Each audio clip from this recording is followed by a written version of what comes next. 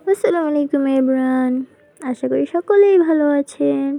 আজকে আপনাদের জন্য নিয়ে এসেছি নতুন আরেকটি ভিডিও। আজকে আমি বানাতে চলেছি কদমা। এটি বড় থেকে ছোটরা সকলেই পছন্দ করে। তো চলুন দেখে নিই। এখানে আমি একটি প্যানে 1 কাপ চিনি এবং হাফ কাপ পানি নিয়ে নিয়েছি। এখানে আমি 1 টেবিল স্পুন লেবুর রস নিয়ে নেব। আমি এখানে চামচের পরিমাণ দেখালাম না, আমি লেবুটা কেটে সরাসরি এখানে চিপড়ে দিয়েছি। আপনারা চামচের মাধ্যমে পরিমাণ করে দিয়ে দিবেন। আমার এখানে লেবু চিপড়ানো শেষ। এখন এগুলাকে খুব ভালোভাবে মিশিয়ে নেব। এটিকে কিন্তু অনবরত নাড়তে হবে, তা না হলে কিন্তু চিনিটা তাড়াতাড়ি গলবে না। আমি এটিকে খুব ভালোভাবে নাড়তেই চলছি। দেখতেই পাচ্ছেন আমাদের শিরাটা প্রায় কাছাকাছি হয়েই এসেছে।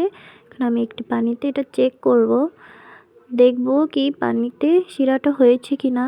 আপনারা দেখতেই পাচ্ছেন পানিতে শিরাটা প্রায় হয়েই গেছে।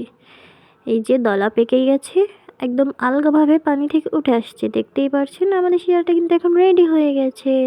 এখন আমরা চুলার আঁচটি বন্ধ করে এটিকে নামিয়ে নেব। এই কদমাটি কিন্তু গরম গরম রেডি করতে হবে।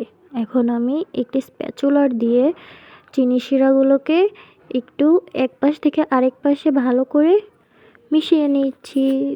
খুব ভালোভাবে মিশিয়ে নেবেন। দেখতেই পারছেন এটা কিন্তু খুব শক্ত শক্ত হয়ে গেছে। আমি এখন একটি প্লেটে আগে থেকে তেল ব্রাশ করে নিয়েছি। আপনারা চাইলে ঘি বা বাটার ব্রাশ করে নিতে পারেন। এখন এটাকে উঠিয়ে দেখতেই পাচ্ছেন কীভাবে প্যাঁচ দিচ্ছি। এভাবে আপনারা 32 বা 60 যে যেমন পারেন প্যাঁচ দিয়ে নেবেন। এখন আমি একটি পায়ে সুতা বেঁধে হাত দিয়ে কদমাগুলো কেটে নিচ্ছি। দেখতেই পাচ্ছেন কত সুন্দর হয়েছে কদমাগুলো, লেয়ার হয়েছে কদমার উপরে। দেখতেই পাচ্ছেন কত সুন্দর হয়েছে আমাদের কদমা। এখনই বাসায় ট্রাই করুন। আল্লাহ হাফেজ।